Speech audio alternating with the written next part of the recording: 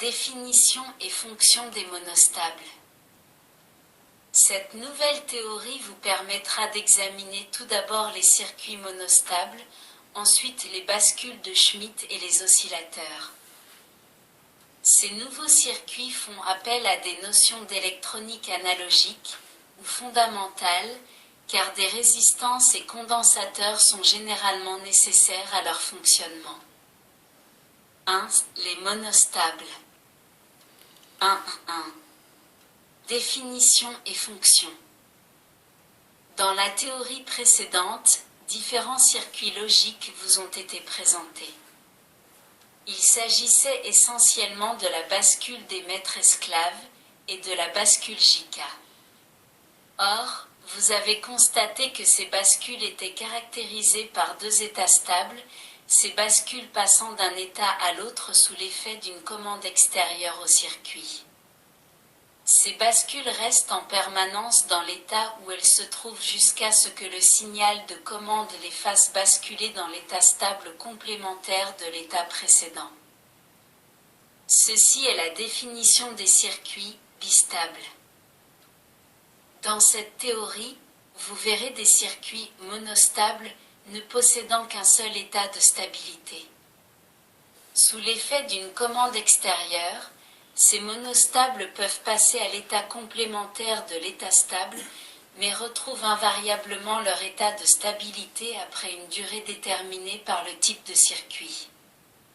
En fait, ces circuits possèdent bien deux états logiques complémentaires, mais l'un est stable, l'autre ne l'est pas. L'état stable est l'état de repos du circuit. La figure 1 vous montre une représentation simple d'un monostable. Les signaux logiques présents à l'entrée et en sortie vous sont présentés à la figure 2. L'état de stabilité du monostable est caractérisé par deux niveaux logiques, L, à l'entrée et à la sortie du circuit. Par contre, si on applique un échelon de tension à l'entrée du circuit à l'instant T1, la sortie passe à un niveau H, transitoire qui dure T secondes et retombe au niveau L, à l'instant T2. C'est la durée fixe T, qui est la caractéristique fondamentale du monostable. Cette durée T est déterminée par l'utilisateur en fonction de l'application dans laquelle le monostable est inséré. 1.2. Exemple d'application. Voici deux exemples qui mettent en évidence l'utilité des monostables. 1.2. 1. Circuit de visualisation d'une impulsion brève.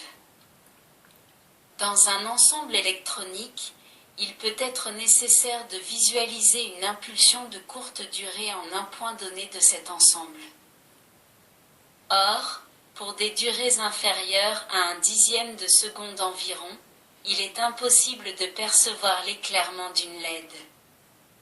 Il sera nécessaire d'utiliser un monostable qui jouera un rôle de temporisation, en créant une impulsion à sa sortie suffisamment longue pour éclairer une LED témoin.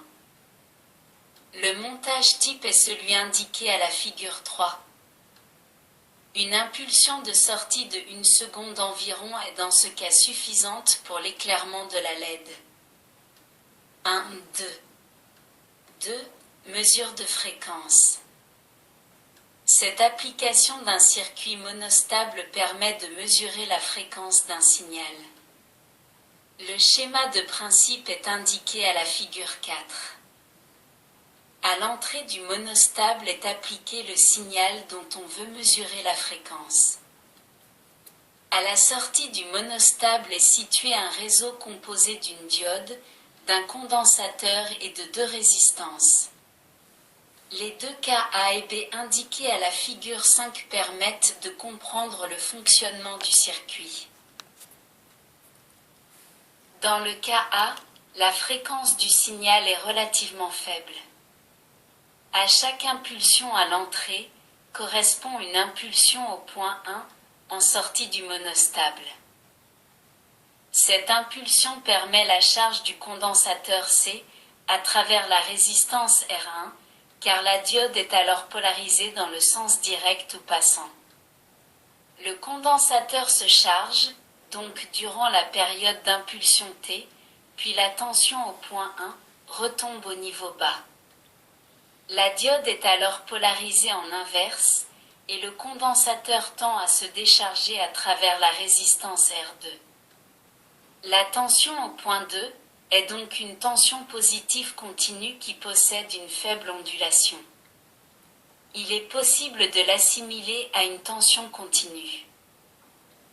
Dans le cas B, la fréquence est beaucoup plus élevée. Le fonctionnement du circuit est le même que dans le cas A, mais si le temps de charge du condensateur est identique, le temps de décharge est beaucoup plus court. Le condensateur tend à beaucoup moins se décharger que dans le cas A, et la tension au point 2 sera plus élevée que dans le cas A. Il y a donc proportionnalité entre la fréquence du signal qui arrive à l'entrée du circuit et la tension continue que l'on recueille en sortie du circuit. Ce montage est donc un fréquence-mètre ou un convertisseur fréquence-tension. Ces deux exemples montrent les applications réalisables à l'aide de circuits monostables. 1.3. Circuits monostables. Ces circuits sont subdivisés en deux catégories, tout d'abord celle des pseudo-monostables, puis celle des vrais monostables. 1.3. 1. Pseudo-monostable. Ces différents montages nécessitent certaines conditions pour fonctionner en monostable, alors que les vrais monostables peuvent ne pas respecter ces conditions. A. Circuit de base. C'est le circuit représenté à la figure 6. Le symbole A désigne seulement un amplificateur, c'est-à-dire que le signal de sortie varie dans le même sens que celui présent au point VR. Quand l'entrée passe du niveau L au niveau H, le condensateur se comporte comme un court-circuit et le point VR est porté au niveau H. Ensuite, le condensateur C se charge à travers la résistance R, comme indiqué à la figure 7. Quand la tension au point VR franchit le seuil de basculement de l'amplificateur A, la sortie retombe au niveau L. La durée T est donc déterminée uniquement par les valeurs de R et de C. Elle vaut approximativement 0,7 Rc. Ceci est valable en technologie CMOS. Il faut noter que l'entrée doit rester au niveau H au moins aussi longtemps que la durée de l'impulsion de sortie du monostable. En effet, si le signal présent à l'entrée repasse au niveau L, avant la fin de cette période, la tension au point VR repasserait à une valeur proche du niveau logique L, et la sortie repasserait donc au niveau L.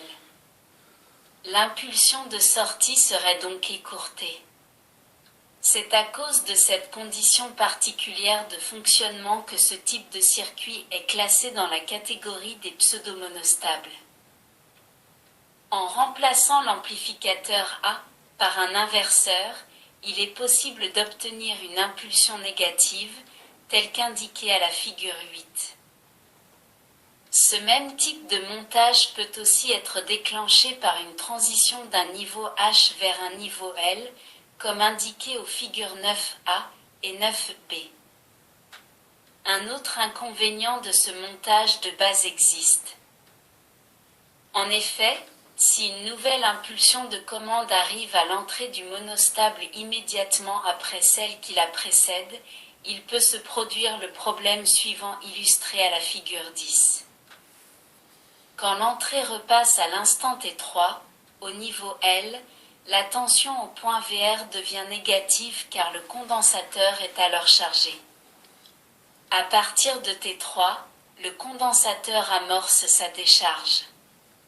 Si une nouvelle impulsion de commande survient avant sa décharge complète, la tension au point VR ne remonte pas aussi haut qu'à l'instant T1. La tension au point VR franchira donc le seuil logique L avant que la durée t ne se soit écoulée. La durée t et prime de l'impulsion de sortie sera inférieure à t. Ceci impose une condition supplémentaire pour un fonctionnement correct du monostable. Il est possible d'obvier à cet inconvénient en ajoutant une diode comme le montre le montage de la figure 11. En effet, à l'instant T3, quand l'entrée repasse au niveau L, le condensateur C se décharge presque instantanément à travers la diode D, polarisée dans le sens direct. Les différentes tensions sont indiquées à la figure 12. Le potentiel au point VR ne descendra pas en dessous de -0,6 V, seuil de tension d'une diode ordinaire au silicium. Ainsi, ce montage permettra de prendre en compte un train d'impulsion très rapproché. B. Pseudo-monostable sans réseau RC. Pour mémoire, ce circuit est indiqué à la figure 13, car il permet de comprendre la fonction du monostable, mais n'est pas utilisé en général dans un montage. Le fonctionnement repose sur le fait qu'il existe un certain temps de propagation à travers une porte logique quelle qu'elle soit, N AND, N OR. Ceci est illustré à la figure 14. Les temps Td et T'D peuvent être égaux ou non. Dans l'exemple cité à la figure 13, l'allure des tensions au point A et B et à la sortie est illustrée à la figure 15. Le signal au point A est inversé par rapport à celui au point B à chaque transition avec un retard Td ou T'D dû à la somme des temps de propagation des trois inverseurs. De même, Td et T'D sont les temps de propagation du signal à travers la porte logique NAND. Il est visible sur le schéma de la figure 15 que la constante de temps de ce monostable est T, sensiblement à Td.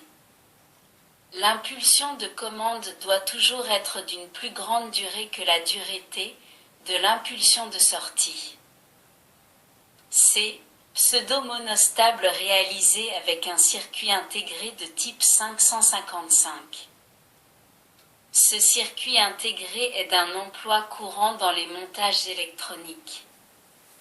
Dans la figure 16, il est monté en pseudo-monostable, les chiffres indiquent les broches du circuit.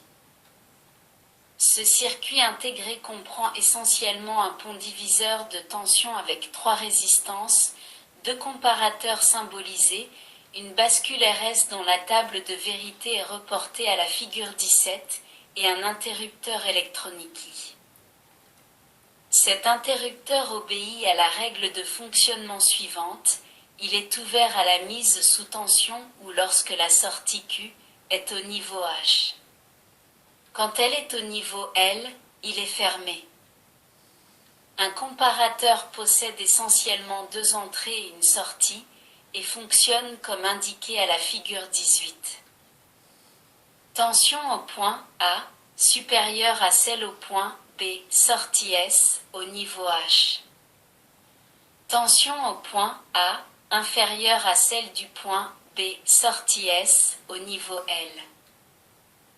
Le fonctionnement de ce pseudo-monostable est illustré à la figure 19.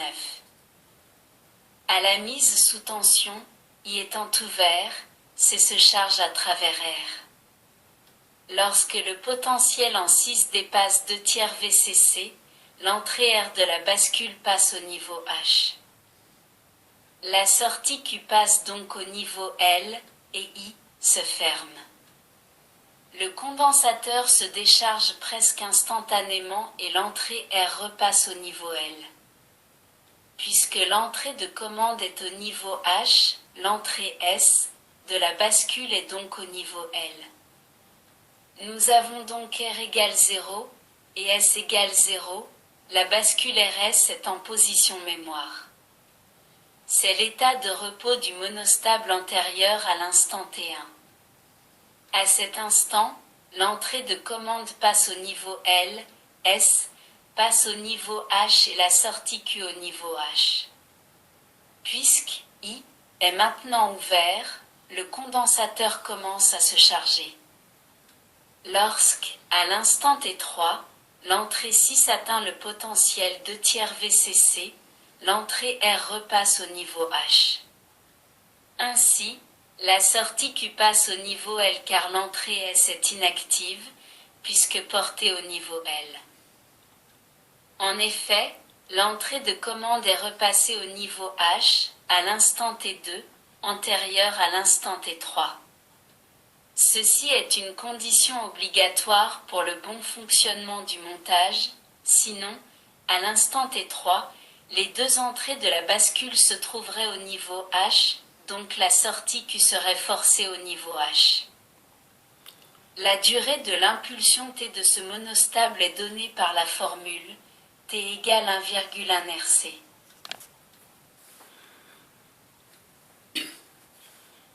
Merci.